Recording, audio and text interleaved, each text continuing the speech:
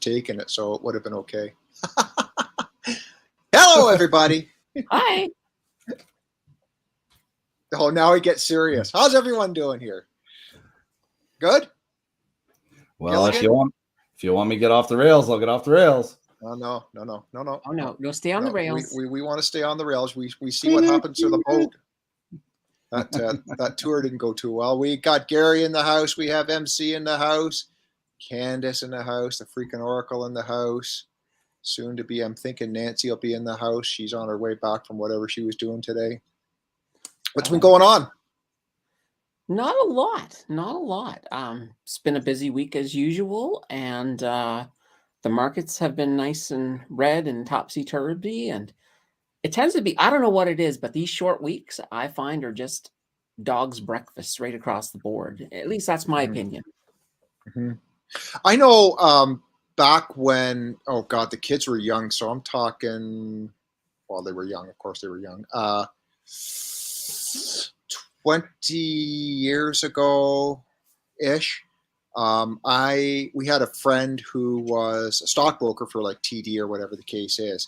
Now, I don't know, Candace, you'll be a better expert on this and have a better opinion on this, but he used to, every Friday of a long weekend, cash out and make money. And then your dog's breakfast was the short week afterwards and get back in and make a killing again. Is that still, was that just a different time, a different place, or is that still sort of, like, it was during the summer too, so I have no idea what was going on in the summer versus any other long weekend that we have in any other month of the year. But well, I can tell you this, the energy sector has been starting off every day with massive dumping since the long weekend. So basically oil peaked about 3 o'clock Friday afternoon. Then it slowly started coming down as you went towards the long weekend. Then it dumped Monday, because obviously in the US, dumped to Tuesday, and it dumped today too. Like, just big dumps, and then slowly worked itself back up the rest of the day. Is that a prelude to the game they play every time we come into winter, where you always get the chat from the gas companies as to saying we're charging, one of the reasons we're charging more is because we're switching to winter fuel? Well, that's just a load of baloney, because winter fuel is not really much different than summer fuel. Fuel is fuel, but there's going to be a bigger demand for oil and gas, so price is going to go up. Right now, we're at a situation where the only reason prices are not as out of whack as they could be is because of the U.S. Strategic Reserve. They've been just dumping this stuff like crazy. And what happens when that runs out or gets low? That's down to 40%. It's been depleted. They've depleted it a lot. And matter of fact, it's been like the early 80s was the last time they were this low. Mm-hmm. So I see Biden doing that right up until midterms. Once midterms hits, they're going to start buying that oil back. And if they've crashed the price low enough, they'll buy a lot back, and they'll cause a big sort of crisis all on its own. But there might be an issue with Saudi wanting to sell to the U.S. Just saying. Oh, there's a lot of issues floating around, and the whole oil drama is it's a thing in progress. So it'll be interesting to see what happens. But we do know right now that there is a shortage. There's not enough oil, and winter's coming. So put that together, and you'll sort of see that that's going to be a sector that's going to probably be booming for a long time. Well, it's really weird, though, because Biden, he signed the bill to allow oil companies to go out and find oil, yet none of them are doing it. Mm-hmm. Cost, labor? There's something. Why is he? So here's the question. I mean, it's not that we're out of oil. It's the oil is in the ground. It's just we're not getting it out, or someone's not getting it out, right? Why would this be something that Biden's playing monkey business with leading into the primaries? Why? Because you mentioned that, Candace, and it's like, why? What?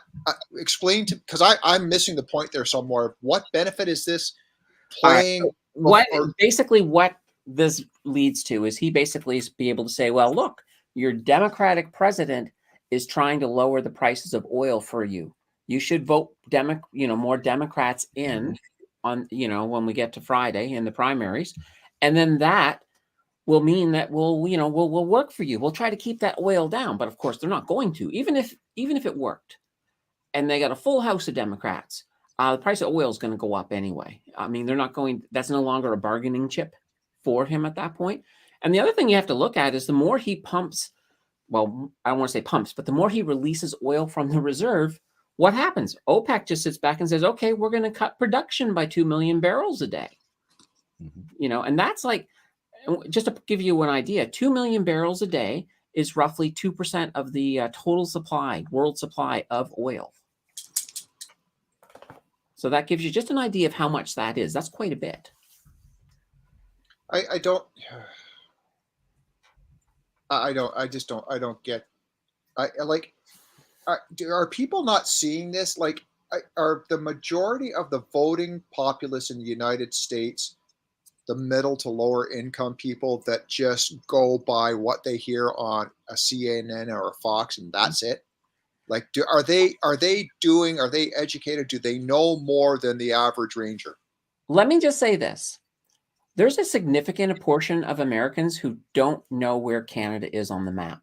Come on. I am serious. Yeah. Well, you just showed me, so I know where it is. Yeah, I know, but there is a lot of them. Like, I've seen interviews with people where they're just randomly picking people and say, "Hey, where's Canada?" And they're like, "Isn't that over in Europe somewhere?" And oh, come on. Yeah, there is a lot of Americans. I'm not saying like more than 50%, but we're talking double digits. So maybe maybe when I worked at the call centers, I'd get a call from somebody from the States, and I'd be like, "Yeah, I'm located in Canada." They'd be like, "Oh, do you know Bob in Toronto?" And I'm like, "Yeah, he's my next door neighbor." Like, there's a lot of Americans that are clueless. There really is. Well, I'm sure there's some Canadians that are pretty clueless too. Oh, there definitely are Canadian clueless Canucks as well. So, very true. Don't even know what a bag of milk is. What? Well, I mean, in all fairness, they don't have milk bags down there. True. I mean, I remember when I was working at the University of Florida, I wanted an elastic. So I went up to one of the girls and I said, "Hey, do you guys got an elastic I can use?" And they're like, "A what?" I said, "An elastic." And they had no clue. I do explain. I had to, I said, "It's a stretchy thing. A rubber band." And they're like, "Oh, you mean you want a rubber band? Why didn't you just ask for a rubber band?" Yeah. It's funny. It's funny. When is the midterms again? November. I can't remember the exact day off the top of my head, but it is November. Yeah, I don't know. I mean, the markets, I mean, as the title said, the bear market is, I don't get that everyone talks that the recession, and I understand the leading indicators and what's supposed to happen isn't happening, and that we're dodging it, or we're hobbling along because the kill shot hasn't been right to the heart, it's been to the back leg or something like that. You know what I mean? It's just, at what point does this, let me phrase it to you this way.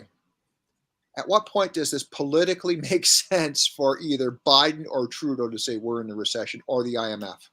Well, here's a big thing. Most recessions are called deep into the recession. They never call a recession early, even when you're in it. A lot of times what it is like, "Oh, by the way, we've been in a recession for 6 months." A lot of times when they call that recession, you can actually see the end of the tunnel. You can see some light ahead. So that's a normal thing, them not calling a recession until we're deep into a recession. So, I mean, for all intensive purposes, the U.S. definitely, I would call them into a recession right now. The thing is everything's being propped up by the job market. So and here's an interesting thing. I was hearing some interviews today where there's employers who are overstaffed, but because it was so hard to get those staff, they're refusing to lay off. Because, they're afraid if they lay off, once things turn around, they won't be able to get those people back. So here's the burning question in that scenario. Please tell me that they're not getting government aid to do that. To what? To not lay off? Yeah. Or the other option I'm thinking is that they're passing that amount of capital down to us.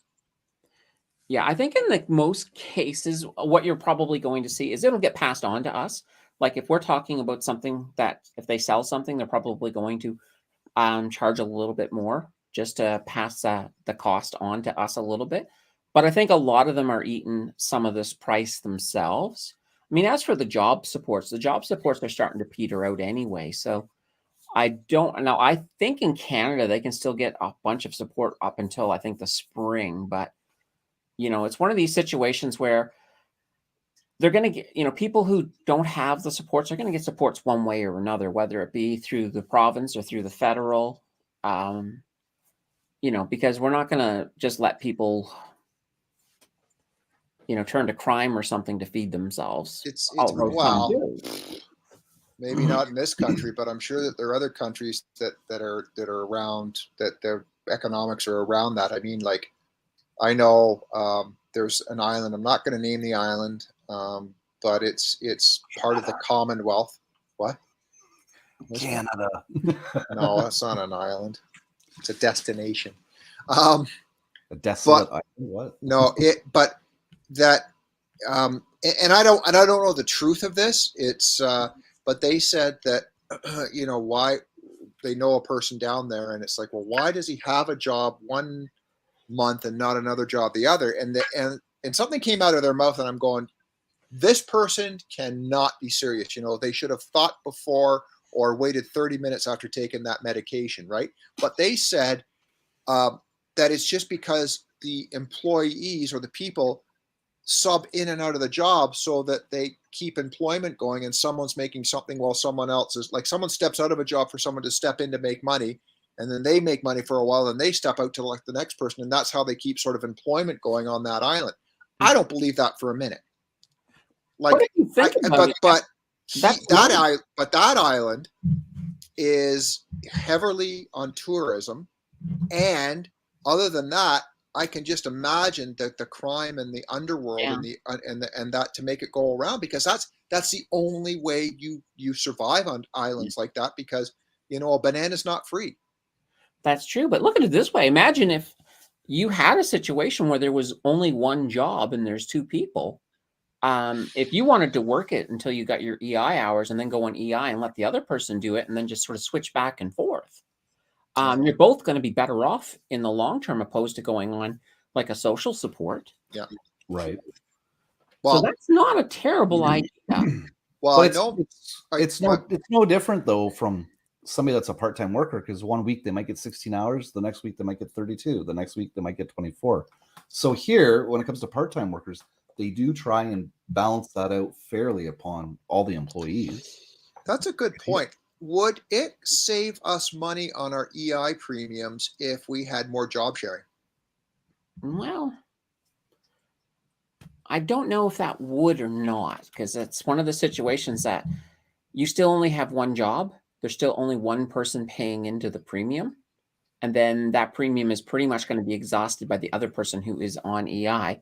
And in fact, the amount they're making is going to be more than what you're paying into. So it's still a negative on that side. So there's still money coming from regular taxes and everything else.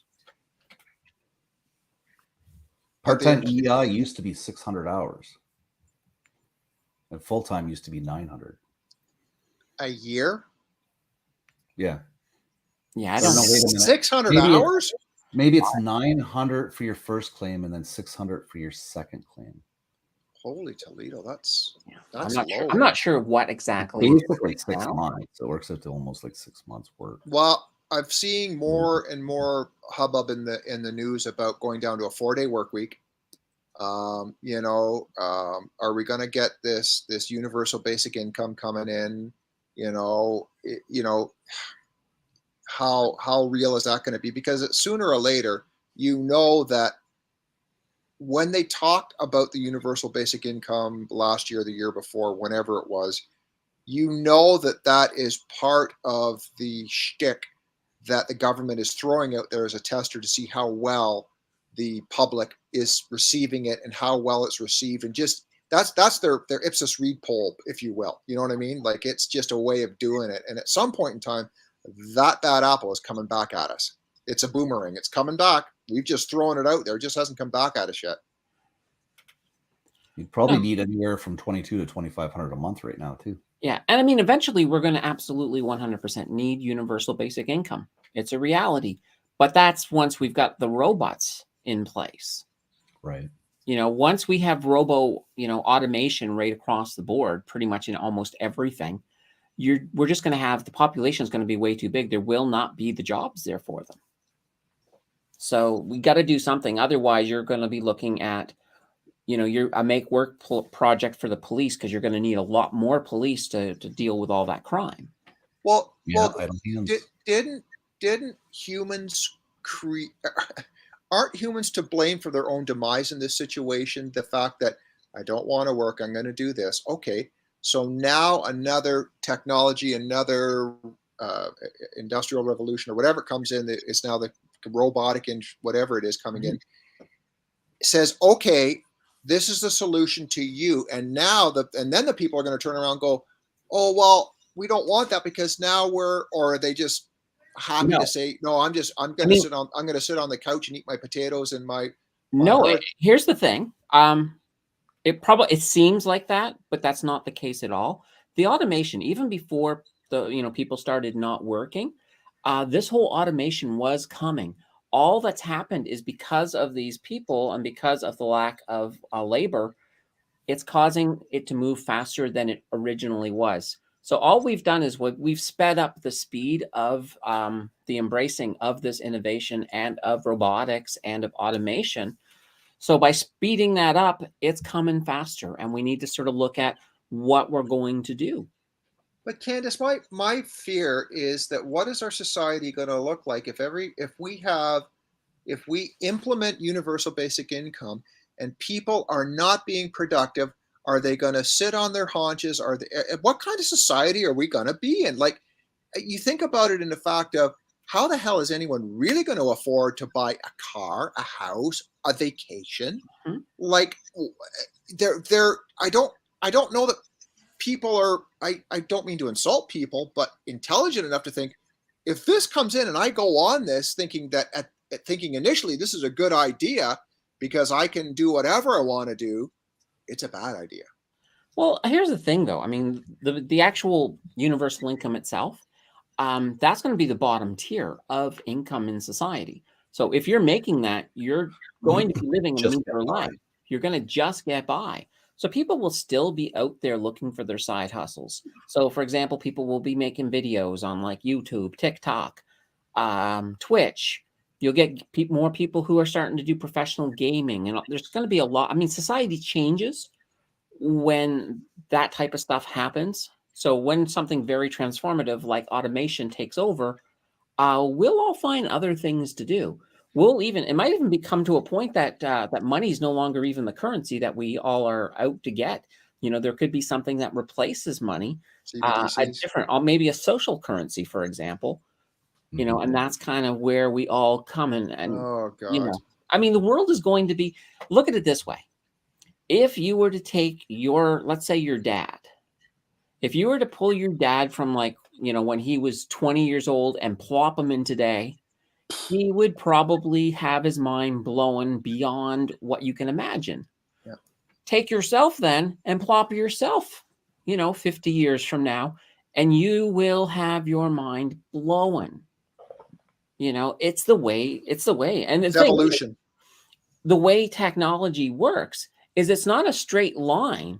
It's like a giant, it's a giant funnel. And as you go higher and higher up, things explode faster and faster and faster. So in our case, if it might take 50 years to blow your dad's mind, it may only take 20 years to blow our minds. But I'm going down a bit of a rabbit hole in my mind here as I'm listening to all this, because it's like, if we are one of the countries, because I don't know who's going to adopt this and who's not,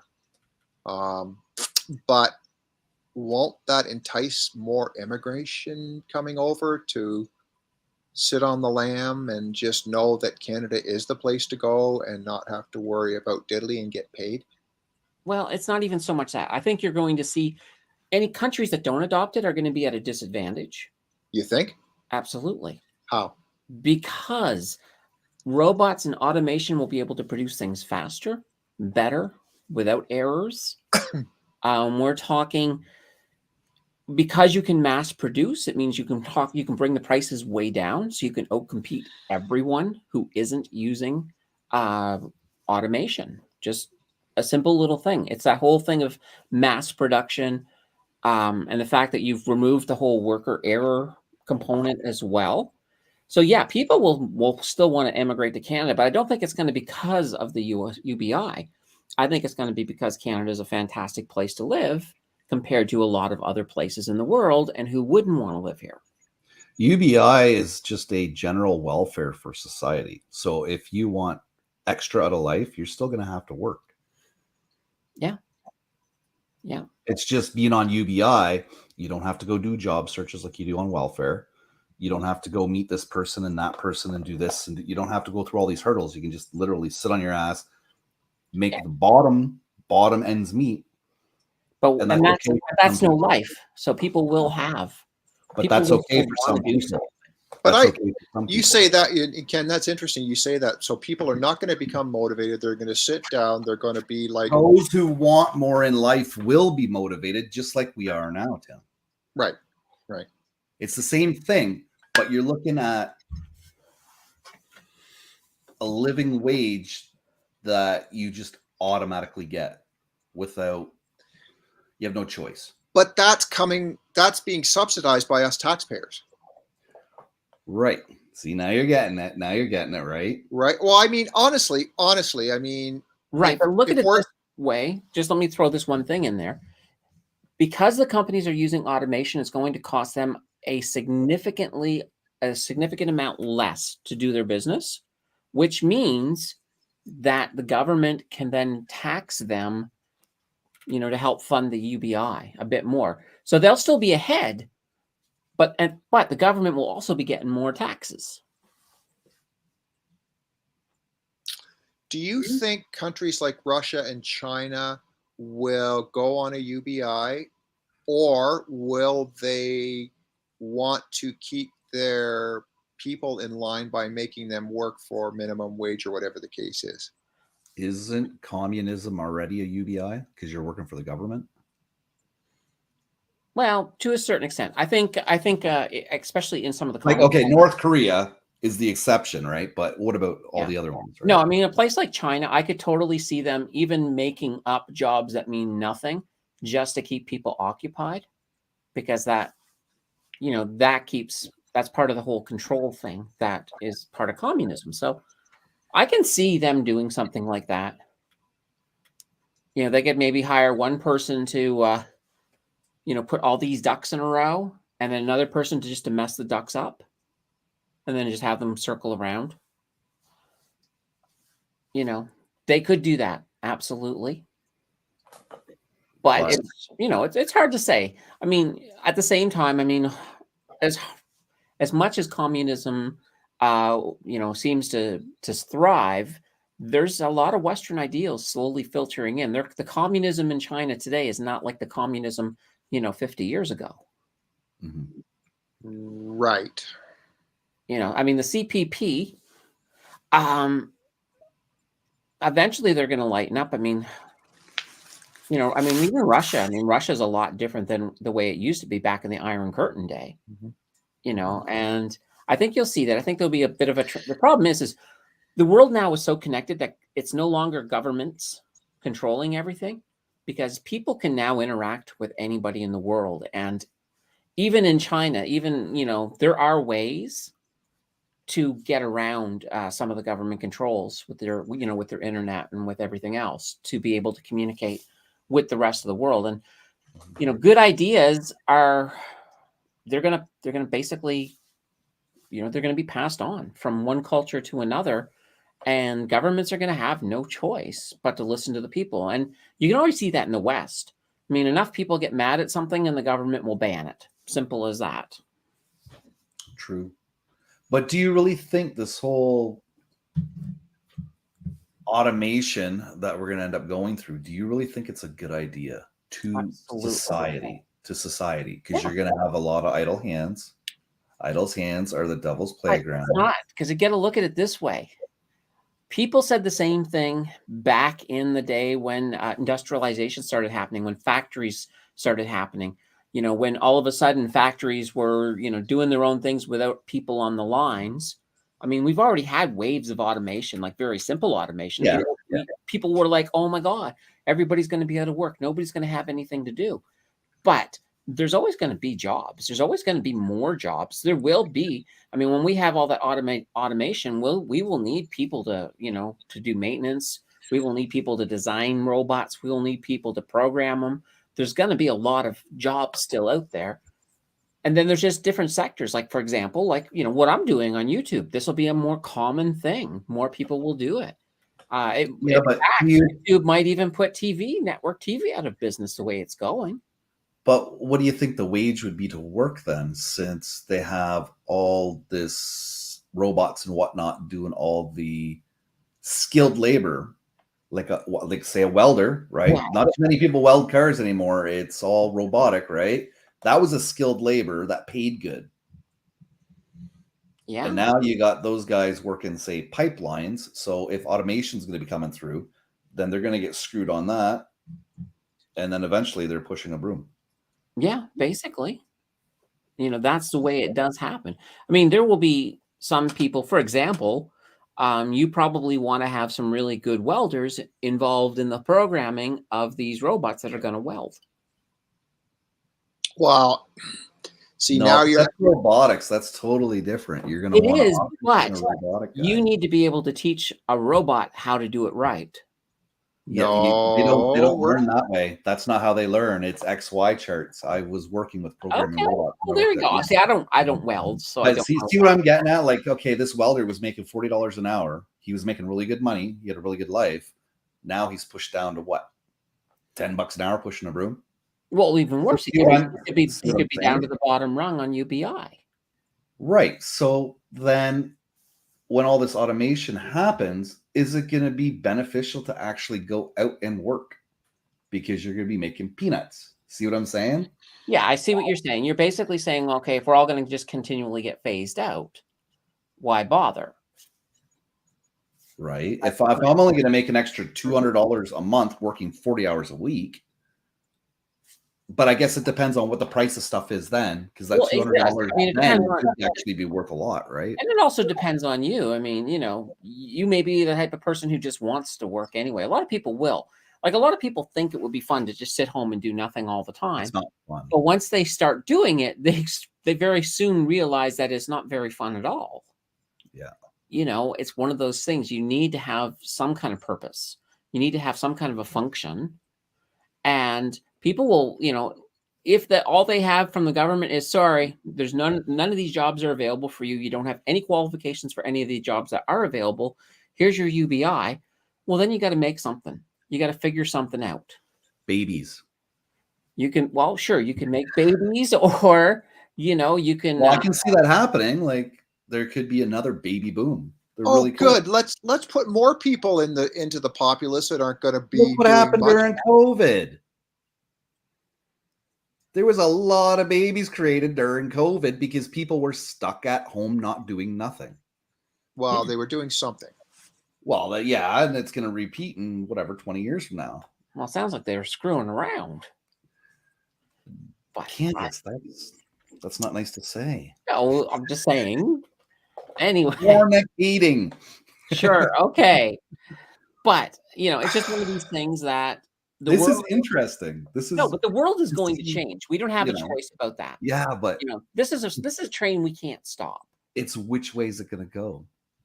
That's what makes it kind of exciting thinking of it. It's going to go forward, but the problem is we can only see so far ahead, so we don't know what's beyond the lights of our head beams. I know, but that's what makes this banter really good, because it's like, well, what if? Yeah. And then Andrew pops in. He's like, dude, don't worry, man. The aliens will come get us by then. Don't worry about it. Well, if aliens ever did show up, it probably would be robots. Probably. Because, you know, it's cheaper to send a robot than a living person or a living entity to explore space.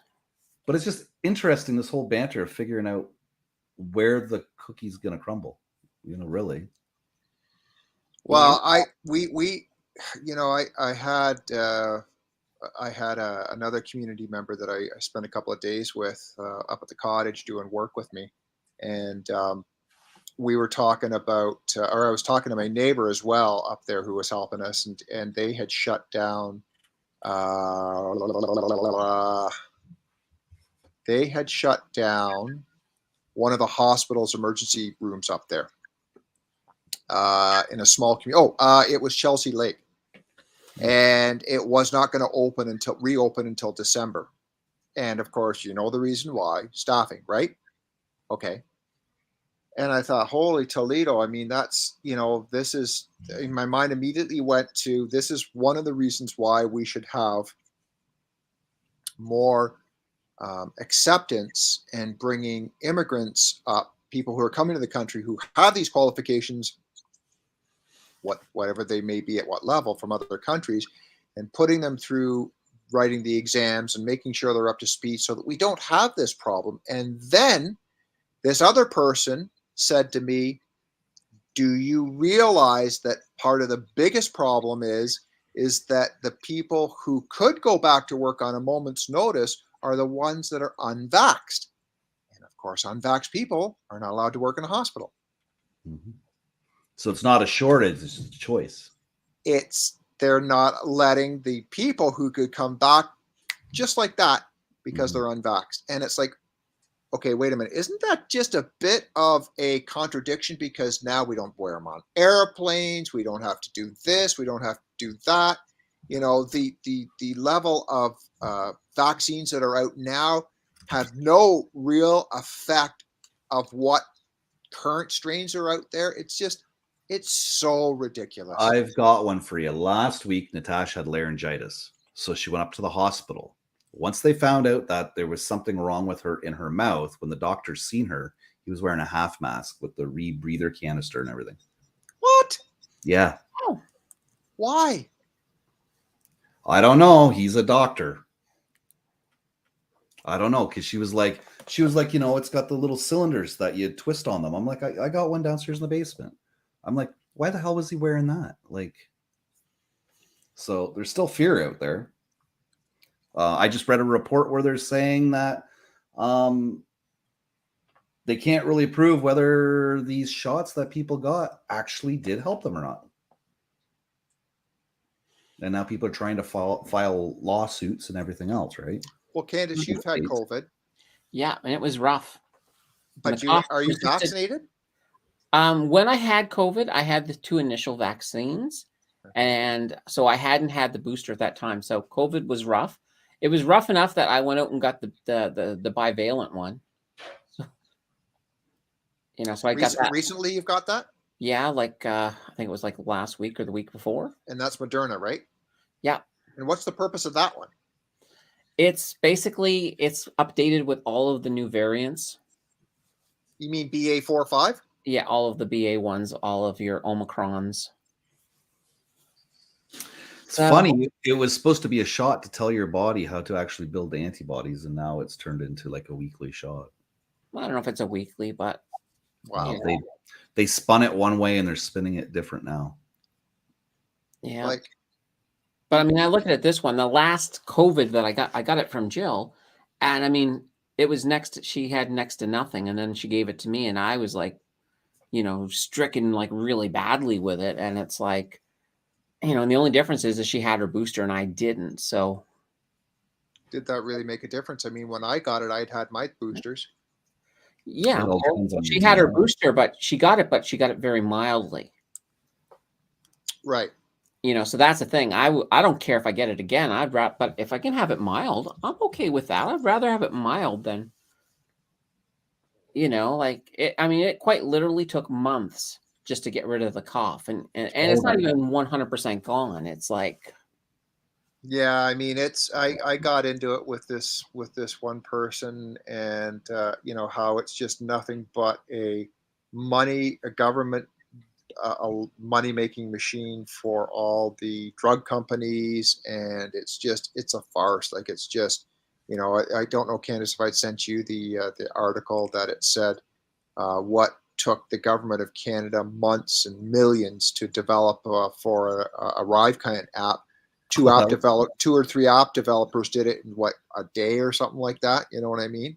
Yeah. If nobody's seen it, you posted that to the Crypto Night in Canada Danter Banter Facebook page. Did I point Yeah. If you guys have not heard about that, go there and have a read. It was really good. But that's what's going on. That's what's going on out there, and that makes me sick that the government is spending that much money. It's the same thing as us wanting to fix the problem, or the government wanting to fix the problems on the reserves for the natives for clean water and stuff, and they never see the money. It stays at the tribal level. Mm-hmm. Oh yeah. They always have an excuse like, "Oh, the water's too dirty for us to even clean it," or, "Oh, well, we can't even find water here. We need it piped in, so we can't afford a pipeline." And there's always an excuse. Sorry, you go down far enough, isn't there water underground? Well, yeah, there's an aquifer. Yeah. But what? Always an excuse. There's always an excuse. Our government is great. Every government is great with making excuses for doing stuff that they can do, but they choose not to. Yeah, well, when it comes to water, there shouldn't be an excuse. You just get it done. Yeah, it's water. We need it to live. Yeah. Air, we need it, it should be done. End of story. Levi's jeans, you can wear Wranglers, but water, air, we need that, Mm-hmm. What the hell did that have to do with the price of pot in Colombia? I don't know. It sounded good. Okay. So what was the title of the thing tonight? Was the bear market? We should kind of go back and talk about that, because people are going, wait a minute. Yeah, no, I think that was the title. The bear market. Well, the bear market's here. The bear is cool. I got CL. I don't know the rest of it. No, it's one of the interesting things I've been watching in this bear market is every time we have a little bit of a rally, everybody is going, "Oh, the bottom's in. We're saved. Hallelujah." Yeah. And it's like, no, we're not. We're not even at the bottom yet. There's still probably, we could conceivably go down another, 10 to 20%. Really? We could conceivably, doesn't guarantee that we will, but it's not outside of the line of possibilities. And we will see more of these rallies. We'll probably get like a Santa Claus rally this year as well. And people will think everything is over and everything is safe, but you just want to be cautious. You don't want to play it that we're at the end, or that, everything is recovering. Like, for example, if you're trying to buy into stuff and you see one of these bounces come along, you might want to just hold on and wait till the other side of the bounce when it plunges back down again, and then, throw your normal DCA in at that point in time. Because, it's not over. We still have pain in front of us. It's still coming. We haven't even called the recession yet. And everybody knows, and every financial institution can tell you that, in Canada, we'll have a recession in 2023. So if you think about it, if 2023 is a recession year, do you think the bear market's going to end before the recession? Well, no. That bear is here. That bear is going to be roaring for a while. So get used to it. Is this just a case of waiting for millionaires and billionaires to start buying? No. I mean, this is much bigger than. No. How does the stock market work? Like, seriously, if it's dropped like this, who's going to make it come up? Is it not the millionaires and billionaires? Well, it's going to be an overall sentiment. When the economy starts to pick up, when people start to actually have money that they can use to invest again, and it's not just the millionaires and the billionaires. I mean, sure, they have their amount. I mean, the biggest part of the market is all of the institutional investors. Yeah, but don't they usually kick it off? Aren't they the ones that not necessarily buy big chunks and make it start going up? Then everybody's like, "Oh, look, it's going up," and then you and I start, right? No, what can happen is with the millionaires and billionaires is they can actually kick off some of these little relief rallies. Okay. But they just don't have. I mean, they don't have as deep of pockets. I mean, it needs to be an overall effort to start moving that market up on a, as in getting out of the bear market up. And right now, the economy is not there. The emotions are not there. The fear and greed is not in the right place to be pumping this up. People right now are not thinking about investing as much. They're thinking about just getting by. They're thinking about dealing with inflation. They're thinking about, am I about to lose my job? Because as we move into a recession, everybody knows that's when people start getting laid off. So people are a little bit too worried. Now, the people who are already investing, like, for example, this community, we already kind of get the sort of the scale, and we understand that this is a great time to be buying into some of these assets, which are going to be worth a lot more on the other side of the bear market. But for brand new people who don't invest, investing is the last thing on their mind. So there's no real new money that's going to be flowing into the market. There might be a tiny trickle, but not very much. And that is what we need. We need to sort of get the overall psychology of people in the right mindset to break out of the bear market. So, in your personal opinion, in times like this where we're hovering around the recession, whether it's a stop, go, false start, whatever the case is, what usually, historically, in your personal opinion, are the investments that will, as you say, bounce back more beneficial when we get out of this? Is it commodities? Is it energy? Is it technology? Is it transportation? Is it automotive? Is it? Yeah, mostly anything that's blue chip, you're going to be safe in. They're going to bounce back without any issues. So we're talking about companies that have a long standing, or, if they're like, for example, dividend aristocrats, they tend to be a bit more on the safe side. Okay. Companies like Fortis in the energy sector is great. Canadian Utilities is great. Canadian Utilities is actually the only dividend king we have in the country. So they've been increasing their dividend for 50 straight years. Fortis is about a year away from joining them as a dividend king. So the banks, for example, even though right now the banks are awesome things to invest in, the big six, because where all of the defaults that have been hitting the banks have been depressing their price. So you're getting crazy returns. Like the yield right now in Bank of Nova Scotia is up around 6%. It's Really? normally about 4%. Yeah. So, the dividend is, you're still getting the same dividend, but it's costing you a lot less to get that dividend. Right. So that's why the yield is so much higher. So these are perfect times to get into things like that. CN's another great one, and they're recession proof. So a lot of times in this bear market, I'll look at everything and everything is red except for like CN. So there are some good companies like that. Some people will shift towards dividends because they like to just have dividends coming into their account, so they feel like they're at least getting something out of their investments during this time. The only thing I would say is, if you really want some of that growth, don't forget your blue chip growth stocks.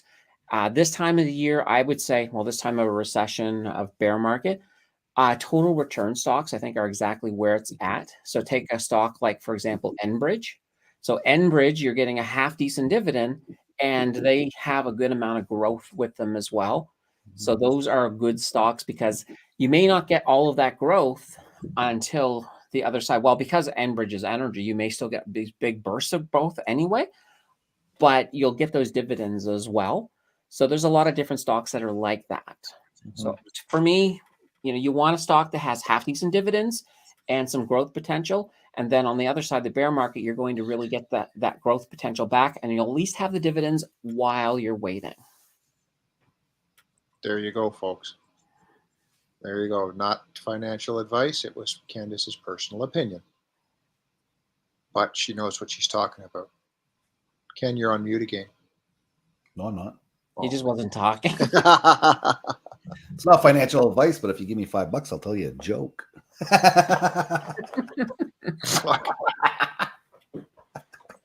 Oh dear. Apollo said, "What are your thoughts on Microsoft buying Activision Blizzard?" Good move for Microsoft. I think it's also a good move for Activision Blizzard. Now, once that deal goes through, this is kind of a little thing. They are buying all of the Activision shares for, I believe it's around $92 American, and their shares are usually between 76 and 80 right now. So any of those shares that you buy and you sit on when that deal finalizes and they actually purchase those stocks, you get that amount back. So it's like an instant put money away. It's money in the bank type thing. So that is something that's nice about it. Microsoft needs Activision Blizzard to complement their Xbox and their gaming and to make them relevant within the gaming genre. So I think that's a good move for Microsoft. And Activision Blizzard, they do make good games, so they'll be around for a long time. You know, as long as they can work out any of their in-house problems, because I know they had a whole harassment issue stuff going on there last year. But it seems that Microsoft's come in and they basically said, clean it up, guys. And it looks like they're in the process of doing that. And they have a really good catalog, which once going on Xbox will be fantastic for Microsoft. Do you think that we need to worry about and still take into consideration the events that are happening between Russia and Ukraine now in future sort of plans, or is that kind of subsided and that's just going to be sort of something that's going to go on in the peripheral for a while? Oh dear. It's going to be, I think it's both. I think it's going to be on the peripheral for a long time because I don't see this having any kind of an easy resolution. But it's also one of these things that has the potential to really, really explode. Like this whole bridge in Crimea, that was almost a powder keg all on its own. And Russia's very upset about that, calling it terrorism. So it's one of these situations where the U.S. keeps giving Ukraine weapons. So in a sense, Ukraine is fighting a proxy war for the U.S. against Russia. And Russia's not stupid. They know this. But I always worry that the U.S. might go too far. You know, for example, if the U.S. were to start to give them some of the long-range stuff that Zelensky wants, and all of a sudden American missiles are starting to hit in Russian territory, that could be a flashpoint. Well, they are sending them missile defense stuff now.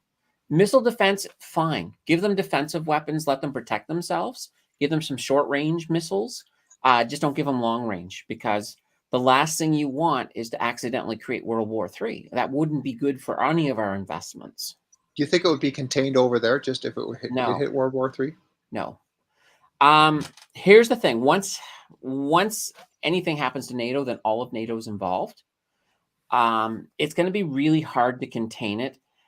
And I think it's going to be hard. That would be a hard one to stay as a conventional, because Putin is of that thing that he's already said, quite frankly, that he will use every weapon at his disposal to protect Russian territory, including nuclear weapons. So, and he's got some interesting nukes. Like one of the scarier ones he has is he's got submarines off the east coast of North America that have some massive nukes on them that they basically detonate underwater. And then what it does is it creates a radioactive tsunami that comes in and takes out the east coast. So this is one of the newer weapons that Russia has. Not yet. Not till next year. Well, they say but they've already stated they have it already. So no, it's still in the stages in Russia right now. I would rethink that. I think they have it. I think it's already in play. Because keep in mind, Russia is not going to be very forthcoming with exactly where they are in the stages of their development. You know, like, for example, with their hypersonic missile, because they've got a nuke that will travel very, very fast. They were not very open about that, but now we do know they have it. So it's kind of with this thing here. They do have that technology. Maybe it's not perfected, but they do have it. Right. So, and why not test it that way if things get to that point? Because here's the worst thing. I mean, the worst thing with a nuclear war is that there's no way to win it. Even if you could fire every nuke we had into Russia and completely obliterate every piece of landmass, you've got all the subs that have enough firepower on it to completely obliterate North America. And the same goes both directions. So there's absolutely no way that it ends very well. I think that's why Putin said he was going to he would strategically use specific nuclear warheads. Which he was talking about using tactical nukes. Now, tactical nukes are they're not city killers. They're much smaller in yield. They're like about 1,000 times smaller than sort of like the bombs that took out Hiroshima and Nagasaki. So they're very, very small, but they still have radiation. They're sort of like, if you think about a dirty bomb, but it's not a dirty bomb. It actually does have a small amount of nuclear fission in it, sort of like halfway between a dirty bomb and a nuclear weapon. Right. Who do you think would be the country that would come out of the woodwork if this started hitting the fan? Well, I think it's a situation where most of the countries along the border, like your Poland, your Netherlands, Norway, all of them, they're going to be mostly affected by it right away. And where they are in NATO, even if fallout were to fall on their country, even if it's an attack on Ukraine, that still is considered an attack on NATO. So it's one of these things. I think if they use tactical nukes, you probably would see a conventional response from NATO. I don't think you wouldn't see a nuclear response, but you'd see a conventional response. But that is bad, because that once again takes it up one more level. We're no longer on DEFCON 4 at that point. We're at least DEFCON 3, maybe even probably 3. DEFCON 1, by the way, is a nuclear war, just so people know, where DEFCON 4 is, peace, and then it goes down. So we've never been to DEFCON 1 before, so we don't want to get there for sure. Yeah, Gary says Germany and the U.S., but I know that, Gary, but I think, I guess my question is, who do you think that is a big player is just going to pop out and all of a sudden, holy crap, wasn't expecting that? Would it be India? Would it be China? Would it be... Probably North Korea. I mean, they're one of these ones, like this whole thing. They're itching to fire something, aren't they? Oh, they are. They absolutely are. They want to hit South Korea badly. And while the world is all worried about nukes, what do? They start firing tests over Japan, and Japan, panicking. Yeah. So if anybody's crazy enough to do it, like I don't think China is. China wants to rule the world financially. So nukes, I think for China, they'd have to pretty much be nuked for them to use nukes, I think. But probably the biggest chances, I would say North Korea, just getting a little too crazy, or a flashpoint between India and Pakistan. Those would be the two areas I would be most concerned about. And when I say most concerned, even the India-Pakistan thing, not even half as much as concern as I would have for North Korea. And the other one too we have is Iran, but I don't think Iran will do it. I think Iran is all talk. Yeah, there's a lot of dog noise. I think so. That must be Nancy getting home, and that's the dog going all crazy to say, "Hi, Nancy, feed me." No, I've already. Yeah, no, it is Nancy getting home. She's had a long day. Yeah, I imagine. Long day. It's a special day. What kind of special day?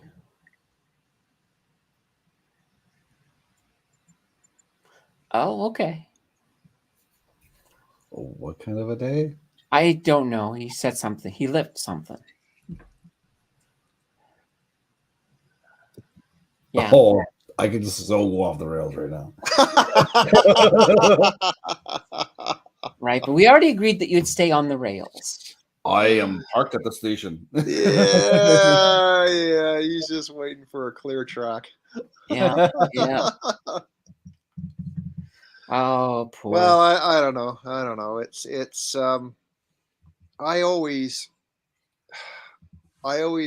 and something I can't ever I'm starting to get better at shaking it, but for 30 years owning the driving school, winter was always tough financially because people didn't want to drive in the winter. And it was kind of along the same things where you have, like Candace, as you said, that you want to keep the employees because it's too hard to hire. Well, she's tried doing that with instructors. It's brutal to have to get the right one, and then it takes months to get them actually up and going.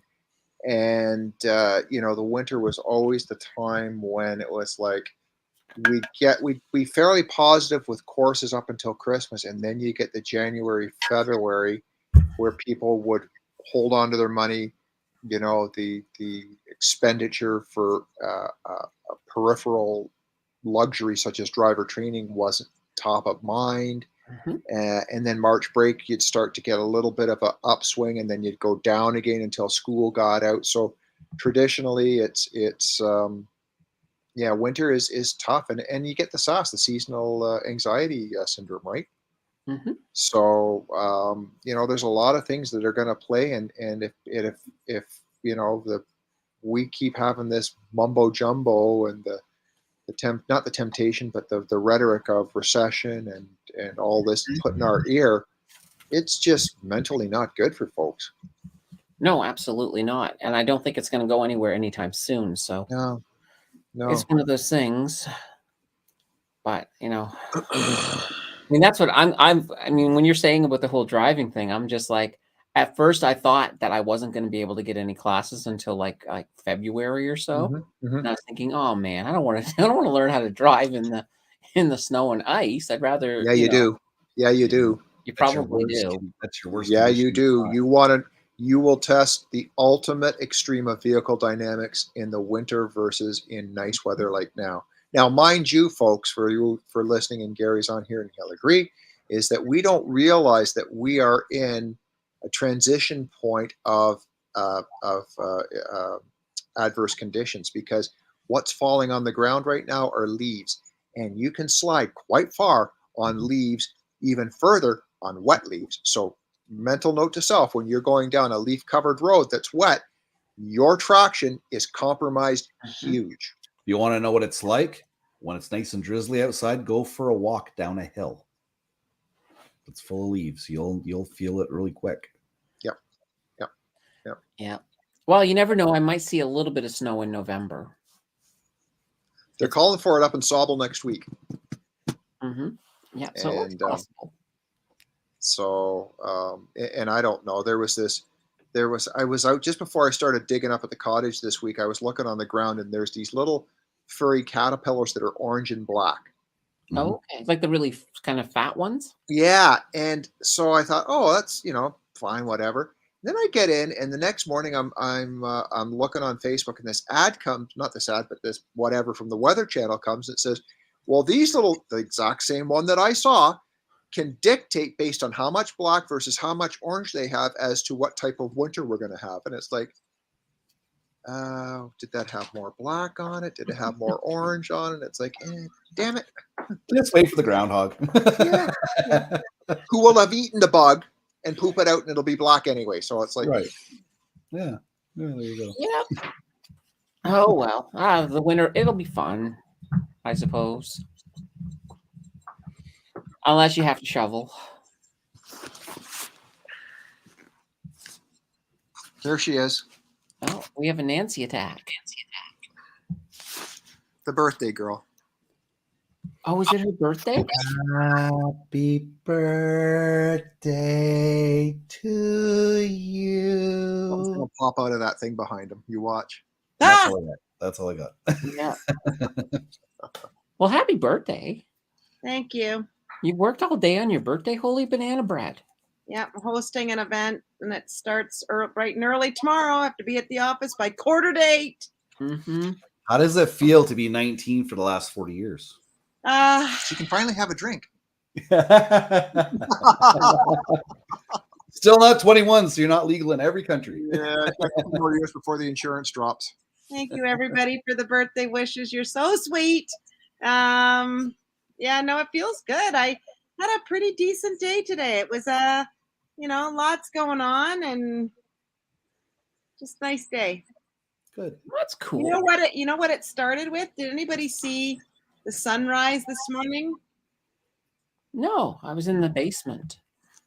Oh my gosh, Candace, we got to get you out of the basement. My studio's in the basement, so. Were you there at like really early, like at 6 a.m.? Yeah. My gosh. Well, the sunrise over Lake Ontario, I pulled out of the driveway and I thought, oh my goodness, that's beautiful. I drove with my back to it going, I guess, west, right? The sun was rising there. East. Anyways, then I had to loop around to get back to the office, and the sky was so brilliantly orangey pink. I thought, there you go. There's a nice way to start your birthday.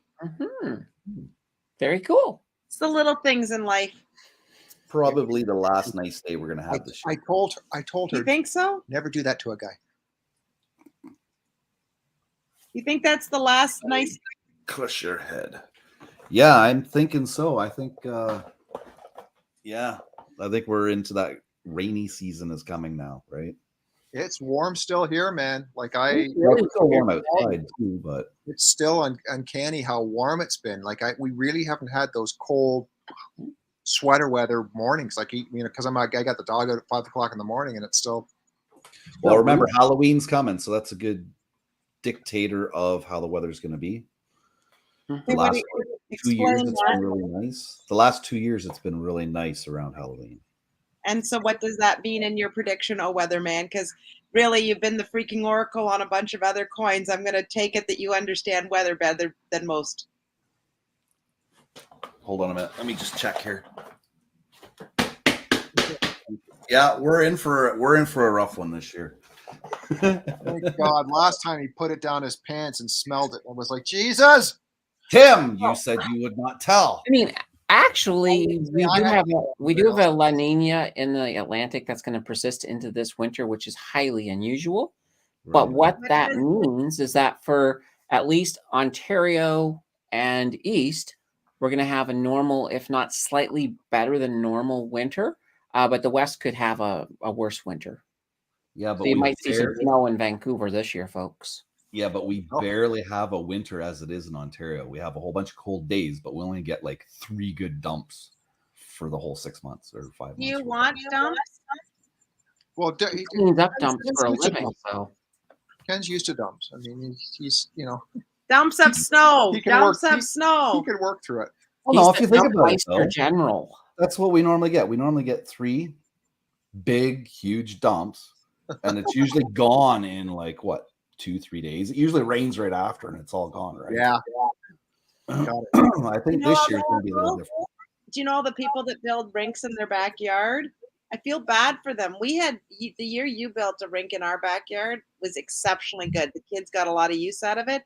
I actually feel bad for people that do it now because of that exact thing that you just said, Ken. Snow, which ruins the rink, rain, slushy. Yeah. I know when I was a kid, you could get ice skates for Christmas back then, and you could actually go skating on the lakes and stuff, but you can't anymore. There's a small little creek in Grand Bend that we put a toilet at every year for the kids. It freezes over. No, the little creek thing, it freezes over. So we provide them a toilet. Lambton Shores wants to provide them a toilet. So last year, it thawed so quick that they ended up losing their hockey nets. Their hockey nets went. Oh, fun. So I don't know if they fished them out in the summer. It's not very deep. It's maybe 2-3 feet deep, right? Yeah. But I don't know if they fished them out, though. But yeah, I noticed that. I was there surfing the toilet, and I looked over at the ice, and the one's like totally gone, and the other one was like halfway in. The thing that Candace, you said skates and Christmas and stuff like that. The one thing that's very popular, at least in this neck of the woods in Oakville, Burlington, Milton, is now synthetic rinks. Oh, synthetic. Yeah. Explain that. It's for lack of a better term, it's a very, very thick plastic. Oh, that has a weird coefficient friction rate that allows you to skate on it. Neat. That would be better. Yeah, it's expensive as all get out, but you know. Okay, where's this Ryan Green living? Are you living in Alaska? No, Ryan's he lives up at Alert. Is it Ryan in Ontario? No. Ryan Green, you better tell us where you are. That's -5 every night. I'm thinking it's north. Well, you know what I used to do as a kid? Like I used to get my ice skates at one end of this huge lake, and the wind used to always blow that way. And then I'd take a garbage bag, throw it up in the air, and I'd be going like 30, 40 miles an hour down this lake on ice skates. And then I'd have to let go of the garbage bag and went halfway down because the other end of the lake was open. And you had to stop before you got there, or else you're dead. we were when I was up at Sobel on Saturday. My son came up and we'd finished our work early and we went for a walk on the beach, which was absolutely beautiful. And there was some kook out there. Now, mind you, it's very shallow for a long way out, but still, he was in one of those sails and the surfboard type of thing. What the hell do you call Kite them? surfing. Kite surfing. Oh, But did he have a wetsuit on? I don't know. He was way down by the other side, and it was like, but he was in the water, and it was like, oh my god, like, are you nuts? So I have a question, Candace. Why Gilligan's Island? I don't know. I was just sitting there and I'm thinking, oh, I need to come up with a background for the Danters. And since we're talking about the bear market and everything crashing, why not go back to the ultimate crash? I know, but look what came out of that, the innovation that happened. Who knew you could do that much stuff with coconuts? I know. And I even wore a red shirt. I didn't have a white hat, though. You had a white hat? You had a Gilligan hat? No. If I had a Gilligan hat, I would have wore it, but I didn't have a white hat. Did you have the Gilligan or the skipper hat? Gilligan had the white hat. Skipper had a black Yeah, captain's cap. exactly.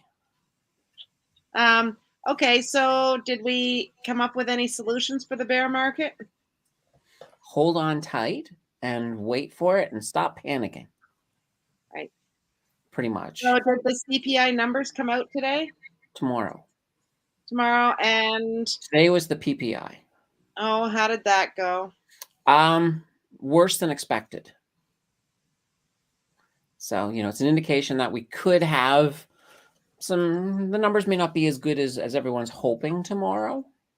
So you might be looking at, it's hard to say, these come out just before the market opens. So if they're really bad, you might have one of these things where right at open, the S&P just goes do a big deep dive and then comes back and recovers. But You're going to be up bright and early tomorrow, aren't you? oh yeah, of course. I'm always up bright and early. So But if you would have wore safety glasses, you would have got no PP in your eye. So just saying. oh my gosh. Oh That's dear. such a Ken's You want to buy a job valuable? joke. There's the puppy. Oh, That's his new puppy. I know, I saw it on Facebook. What made you decide to get a new puppy? It wasn't his decision. Mm-mm. mm-hmm. It just showed up. And do we love the puppy? Yeah, we'll see. How is it getting along with your other dog? Good. They ignore each other. It's hilarious. And this dog, you said this dog was 5 months old 5 months old. Yeah. from a shelter or something? No, somebody online. They had a litter of 12. That's a big. Why didn't litter. you just buy one from Nate? Nate had dogs he was selling. Oh. No, he had beagles or whatever. We They're had dogs. They're still dogs. Yeah. They're Okay, beagle Candace. dogs. We get a beagle. Get a beagle, Candace. We got rid of our beagle because it was a beagle. Oh, well, I'm allergic to Very dogs, so I noisy. don't really want beagle, but They're very How can you noisy. be allergic to dogs and not allergic to cats? Yeah. they have different proteins. Different dander. Well, it's interesting too because the allergy I have to dogs is unusual because my mom went and got a dog in the pandemic, and the dog she got was supposed to be non-allergenic, but I was still allergic to it. So I don't think it's the normal. I don't think I'm allergic to the normal thing that most people allergic to dogs are allergic to. I'm allergic to something else to do with the dog. But Like it doesn't. They're barking? No. There's no, saliva? Maybe Might be that's your just saliva. it might be something to do with an oil or something that they produce, that dogs produce. But Could be their saliva, right? I mean, the beautiful thing is I can take an antihistamine every day and I'm fine. So that's what I had to do with my mom's. Mhm. But I mean, it sucks if you have to take a pill every day. That's expensive. Did your mom fare out okay with the hurricanes? Yeah, she lost power for like 3-4 days, but other than that, she was fine. Good. Well, she was in she lives in Beaverbank, which is closer to Halifax, so they didn't get the worst parts of the storm. Yeah. That's good. Yeah. That's good. So you're worried about the rain tomorrow on your driving lesson? I mean, I'm not. It's not that I'm worried. I'm just thinking it's inconvenient. It's like, hey, let me get comfortable and get used to this, and then you can rain every other day. Is What would this your first lesson? Yeah. Got double. Got double. Oh, Yeah. This is exciting stuff, Candace. Yeah. It just means I get to do the lesson in slow motion because you're supposed to go slower in the rain. What time is the lesson? 12:45. And who's the instructor? Somebody by the name of David Molarana or Molarano, something like that. I can't say his last name. Molarino, I think that sounds like it. I will touch base with you afterwards. If you try it one more time, I'd like to see what other how you'd pronounce it again. I know. A Molarano. No. A Corolla. Yeah, Motorola. There we go. I can say Motorola. Motorola. That's But right. he does have good reviews on on the internet. So You read his reviews? well, only because I was just kind of curious because Jill was like, "How can you not like try to find out what this person looks like?" And I was like, "Oh, fine, whatever." So I just Googled him and I got his reviews. I don't know what he looks like, but I got his reviews. Were there reviews on you, Tim? I have no idea. So I don't know if it was a Yelp review or something, but they said he was really good in the reviews. Well, this is pretty exciting stuff. Oh yeah, it should be fun. You'll be fine. Yeah, it's just the whole thing, like especially when we have to do a lot of out of car stuff in the rain. It's like Well, this is true. There may be some because he should be showing you blind spots and blind areas. yeah. But now if he's going to be the one standing in the blind spot while I'm in the car, just Well, he may draw pylons and mark the start and end of your blind spot and say, get out and see how big it is. Oh, banana bread. Okay. Well, okay. Don't you find this curious that most people don't even know one driving instructor? And here you are, you're going to have a driving instructor, but you know another one and a third one in Gary. Yeah. Most people don't even know one. True. Mm-hmm. True. Yeah. How did you guys, in a weird fluke, somehow you met two? And they all live too far away that I can't give the money to them. I know. It's very peculiar. Ken's getting a kick out of this. Should have just waited for the online course, Candace. Yeah. Hey, Ken, did you ever think in a million years you'd be friends with two driving instructors? Nope. But hey, anything's possible in my world. Anything is possible in your world. One nice thing about knowing two driving instructors is that I just need some meat and put it between them, and we got a driving instructor sandwich. You can. Yeah. That's where you have the meat. The meat comes below you there. What? Ken, he could be the meat. Oh, Jesus. Well, I'll tell you the story of my younger years. No. Holy shit. What's wrong with that? No crossing swords. Yeah. Your driving instructor. Oh, dear. It's her birthday. She just went off the rails, Ken. There you go. You can be the caboose. There's two driving instructors, a woman being trained, and a meathead walk into a bar. Oh, Jesus. We could write a whole limerick about We gotta get two driving instructors. And what would you say your profession is, Ken? Are you a sanitation engineer? Don't say shit, sucker. Yeah. Sanitation engineer. Yeah. Yeah. Sounds good. So two driving instructors and a sanitation engineer meet up with a YouTube sensation that loves bananas. That's how the story starts.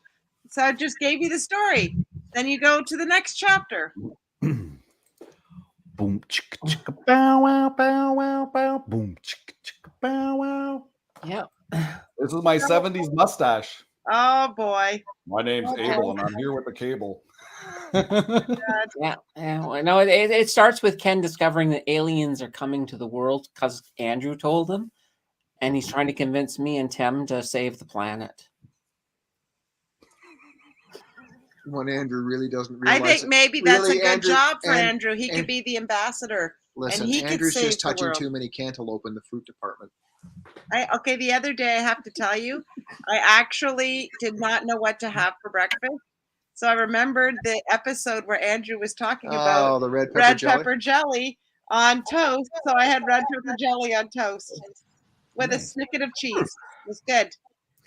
Hey, listen, CISO99 says the Moomoo, the trading platform, is working out some of the strings and ready to come to Canada. Do we know about this Moomoo platform? Well, I'll look at it and see what it's all about when it comes here. So don't have a cow, just hold off. We'll get there. And if it's not good, we must utter a word of caution. Or we could milk it for all it's worth. Wow. I'm not used to double Danter banter. Oh, ching, ching. Dog, do you have anything to add? So listen, next week when I'm not here again, because I have another event, it's Tim's birthday next Wednesday night. So you can say happy birthday to Tim next Wednesday night. Sounds like it will be a really good night. Back-to-back birthdays. And you can see I'm having a little hot flash. Yeah. Moomoo is a stock trading platform, apparently. Yeah. Yeah, I kind of get leery about that after what's its face, Robinhood and all that stuff. What? Well, I will of course be sure to triple check it out. Yeah. So have you guys heard this with the conservatives now? Every time they say the word triple, they say it 3 times. Well, yeah, they're doing that to our carbon tax, right? Yeah. And that's the thing. So now in the House of Parliament, every time they stand up and they say, and they plan to triple the carbon tax. And it's in everything, every interview. It's just their new thing since the Speaker of the House won't let them say just inflation anymore. Oh, you won't, eh? No, because you're using the first name of a member of the Parliament, and you're not allowed to do that. That's in the rules. God. Yeah, so now they triple. Yeah, because they tried to knock down that motion and it got denied, right? Yep. So it'll be interesting to see. I've been seeing even little interviews on the news. I've seen Polyev go triple. Oh gosh. So it's like they're creating very crafty, and that's I think why they might win the election is that they're creating these little crafty things that will just appeal and amuse a lot of people to the point that they'll vote whether they care or not. You think that Trudeau was really that election when he first got in the first go around, his social media was so powerful that I think it got him the election on it. So it had a lot to do with his election. Yeah. Now social media is so entwined in politics that it's really going to be interesting to see who is the one that stands out based on how they market themselves and what they do, whether it's TikTok, whether it's shorts, whether it's words, whether it's singles, you know what I mean? Well, there was a poll released today, and Polyev, Canadians would trust Polyev more to beat inflation than Justin. So it's interesting. He's starting to win over Canada. Yep. Now, his biggest problem is he could peak too soon, and he wants to be wary that he doesn't do that. So try to keep it as if I were in his situation, I would have a slow burn, and then once it's definitive and we have an election coming up, then go full bore at that point. Yeah, but regardless, our hands are tied anyways, because if he comes up with an idea, it still has to be passed. Well, right? Yeah, but if he was able to get in with the majority, then at that point, because even right now, I think the Senate is more conservative than liberal, so it probably won't be too, or is it not? It's hard to say. I thought it was, but no, it might be more liberal because I think it actually is more liberal now that I think about it. Okay, question for you. In your opinion, do you believe that Pierre Poilievre is much more out there than any other conservative candidate to date, pre-election? Yeah, absolutely. No. People know who he is. It's not like you're going, oh, who's the guy that's the leader of the opposition now? You don't exactly. I mean, even myself, and I follow politics. There's been times I've been like, who's leading the Tories now? Right. Because he's very good at getting out there and getting his name out there. So he's doing that, and people know exactly who he is. Yeah. I find it somewhat disgraceful I would find it, I don't know if I should say embarrassing, but Jasmeet where is he? I think all you have to do is look behind Trudeau when he's on his coattails. That's He's not it's sort out of there. begs- He's not giving Well, it it sort of opinions. And begs when the he does question: why do they have that party then? and then he comes out and he says something, and it's like, oh, you should have stayed quiet. Yeah, no, I have a feeling that he's probably won't be running the party in the next election. Oh God, I hope not. I think he's just going to say, I brought about dental care, and that'll be his claim to fame, and then disappear, and there'll be somebody new within the New Democratic Party. So, What is the New Democratic Party really? What They're is socialists? Socialism. well, yeah, I mean they are socialist. They're supposed to be our left-leaning party. The Liberals are supposed to be a central party, and then the Conservatives are supposed to be right. But now the Liberals are kind of left, so they've kind of skewed more to where technically the Liberals are sitting where the NDP traditionally have been painted. And hence, of course, if they move to the left, it pushes the NDP a little bit more socialist. So we've lost that middle of the ground party. we kind of have. But in a sense, and it hasn't worked yet for the Conservatives, but you'd almost think that between the NDP and the Liberals, that they're sort of splitting the left a little bit. Mm. So it's one of those situations. If we ever got to a situation, I think, where the Conservatives were constantly winning majorities for election after election after election, who knows? Maybe you might actually eventually see a bit of a merger on the left, sort of like when you had the Reform Party and the old Conservative Party sort of split in the right. Yeah. That's what happened to them. They ended up merging into the new Conservative Party. Yeah. Well, you know what? This has been really fun. I'm glad I caught a little bit of the conversation and could say hi to you guys. Got to spend my birthday with you and all of our friends in the YouTube world. Paulo and Ciso and Phil and Jill and Gary and I don't know who else we've got up in the chat. Is MC here tonight? She is. And MC. I did see her, yeah. She was there up in the. Well, Tim won't scroll the thing, so I can't see. And Jordan and Phil. I said Phil already. I said Gary. I said all of these things. Apollo. I said all these people. Anyways, and Jill. Anyways, did you already run down and say, Candace, what do you got on the agenda for Mountain Finance this week? No, it hasn't happened yet. So tomorrow is actually a video Nancy requested. It's a Sienna Senior Living. Ooh. We were talking about them tonight too. Nice. So yeah, I have that. And I will say up front, I love that company to death. But let me put the but in there. I have to review them on the math. And the math and emotions don't always align. So tune in tomorrow to see what that means. Okay. And yeah, and then I don't know yet what I'm going to do on Saturday, but because that's more of my topical video. And then we'll be back on Monday. And Monday's going to be a special kind of video, not your normal list. I'm actually doing energy sector Canada versus the USA, and we're going to have 3 rounds. We're going to have a heavyweight, a middleweight, and a featherweight, or lightweight. I haven't decided. I like the word feather better, so we might just say featherweight.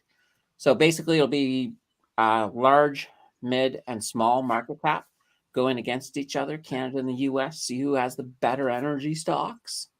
Love it. Yeah, that'll be kind of cool. And I'll be back here next Wednesday for Tim's birthday. Yeah, and then pretty soon we'll have the 26th when we're all going to be here in costume. You know what you're wearing yet? I hope he comes as a scarecrow. I really think, because Tim looks like a scarecrow. So, like crows would be afraid of him. Paint your nose. Put your little straw hat on. Yeah. Stop it, Ken. Stop it. What's up, Scarecrow? He's What's just up, looking for his Crow? courage. It's out there somewhere. You can get it. So, Ken, what do you got coming on this weekend? Same old. Friday night. 8 o'clock. Saturday night. 8 o'clock. I haven't seen Hammer come on in a while. He was on the other night. Oh, was he? Really busy. It's harvest season for his cannabis. Oh, So he's like, yeah, he's doing like 14-hour days. And oh my goodness. Yeah. He must have a lot of cannabis. 130 acres. No. That's is a he lot of government cannabis. is he selling to the government? Oh, he is. Okay. Yeah. Hammer is? Mhm. He's got a massive farm out here. Massive. And I was hoping to go and get like, Hammer, right. I was hoping to take my camera with me and do like an interview and behind the scenes and learn and all that stuff. Can't get a hold of the guy. He's too busy. So No kidding. Okay. Well, this has been awesome. Thank you so much, everybody, for tuning in yet again. And stay tuned for Tim's dad jokes. And we have an update on how many views your one weird video, the Darwin Award video, got. over 150,000. nice. 150,000. That's cool. Yeah. Most common comment I'm getting right now is, nice, but you're driving while you're filming. Did you say somebody else was driving? It's not worth replying and saying, how do you know that? Mind you, I should. That might get things going. Oh my gosh, you should. Anyways, well, thank you so much, Candace. Thank you so much, Tim, yet again. I won't see you next week. Probably won't see you on the 26th, but I will be back sometime in November. Awesome. We'll look forward to it. Bye, guys. Night all. Night all. Get it? Night all.